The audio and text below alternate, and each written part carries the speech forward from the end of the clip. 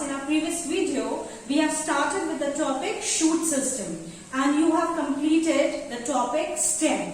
Now let's move on to another part of the shoot system, that is the leaves. Alright, so you all are aware what are leaves? The green part of the plant, or which is basically known as the factory. And which factory is it? It is the food factory of the plant. So we are going to discuss about the food factory of the plant in detail. Alright. So now we are going to do the leaf in 3 topics. Number 1, we are going to discuss what is the structure of a leaf, or you have done it in your previous classes, means the parts of a leaf. Second will be the functions, which you are already aware. And third part we are going to do, which is a new topic for you but very easy, that is called as venation. So now let's move on. So here you can see I have a leaf with me, isn't it? You can see I brought the leaf for you. Now let us discuss the first point, the structure of the leaf. So let's begin from the point where I am holding the leaf. This is basically in class 4th you have studied that this part that is holding the leaf is called as the leaf stalk, isn't it? Now in class 6th we are going to give it a different name. It is known as the petiole. Alright, so let's make a leaf. So I am talking about this part.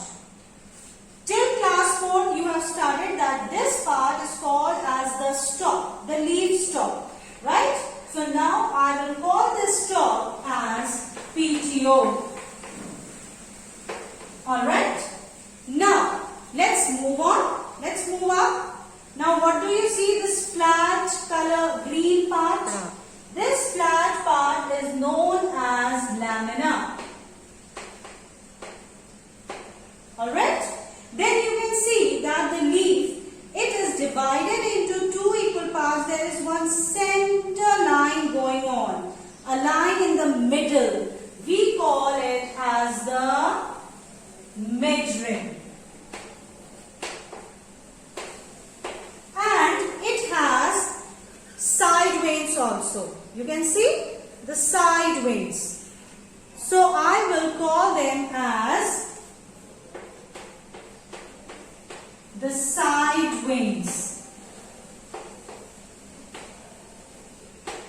This is the main vein and these are the side veins. Okay. Now let's discuss all these. What is this petiole doing? It is actually connecting the leaf to the stem.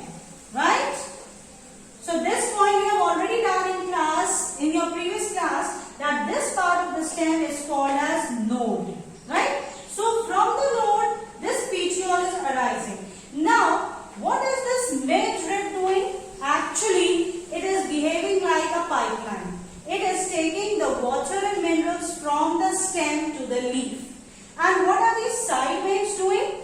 They are distributing the water and minerals to each and every part of the leaf. And you know why the leaf needs water and minerals. It needs water and minerals in order to prepare the food. Alright? So this is the structure of the leaf. Now let's come on to the second part, functions. What are the functions of the leaf? Okay, so since the name suggests that leaf is also known as the food factory, that means I can say that leaf prepares food for the plant. Or what do we use the word? Yes, you're right. We use the word photosynthesis. So the first function of the leaf is photosynthesis. Now let's talk about the second function. Okay, if I look at a leaf, if I look at the lower side of the leaf and I touch it, it appears to be slightly rough. Why does it appear to be slightly rough?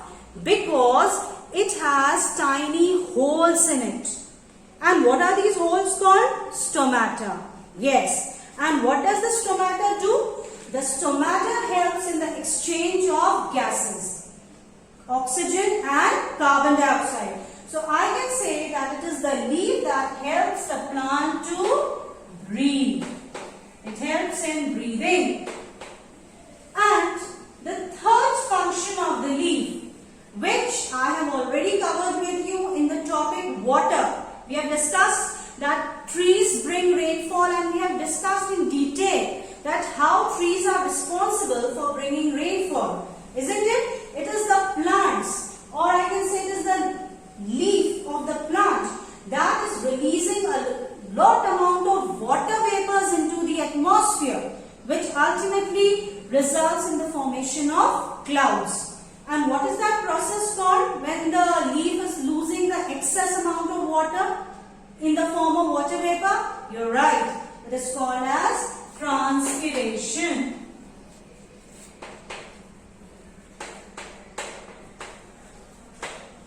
So, when the leaf loses the excess water in the form of water vapors into the atmosphere, that process is called as transpiration. So, these are the three important functions of a leaf. Now, here comes a question that why do desert plants have small leaves?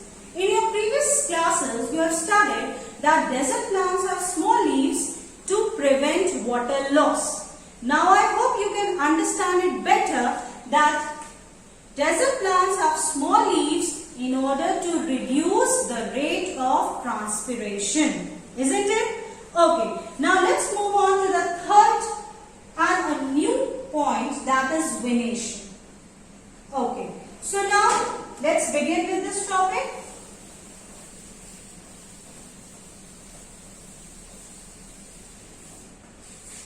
Venation, just remember this word. This is somewhat related to veins. And you know that veins are present on the leaf. Alright, now I will show you some leaves which have venations. Okay, so let's have a look. Can you see this leaf, children? This leaf, can you see the side veins, how they are arranged? They are forming a network. Can you see a network is being formed? Similarly, look at this leaf. How the veins, how the side veins are arranged. They are branching, isn't it? They are coming out from the mid vein and then they are branching. They are actually forming a network. So, this is one arrangement of veins. Now, let us see another arrangement of veins. Can you see this leaf? Just see the veins. Just see the veins. They are going parallel. You cannot see any network in this. There is no network, isn't it? There is no network. You will see straight lines are drawn there. Even this leaf. Just look at this leaf.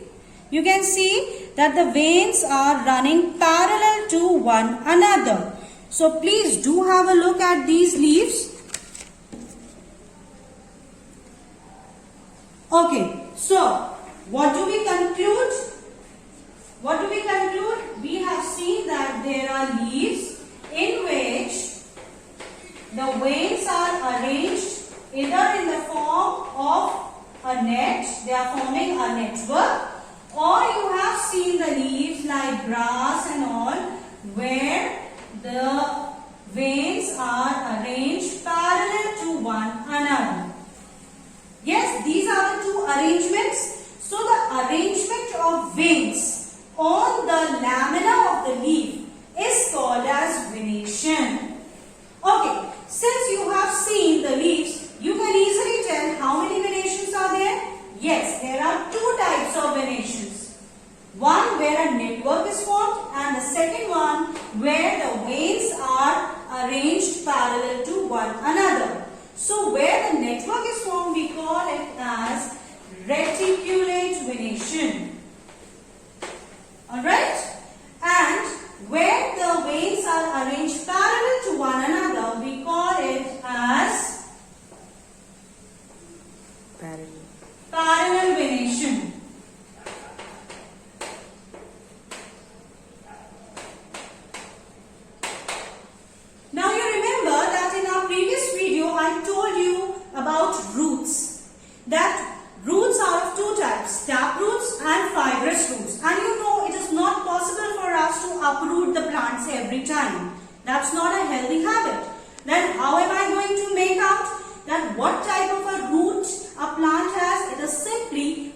looking at the leaves. Okay, so now by looking at the leaves here, where there is reticulate venation, this plant and this plant will have what type of root?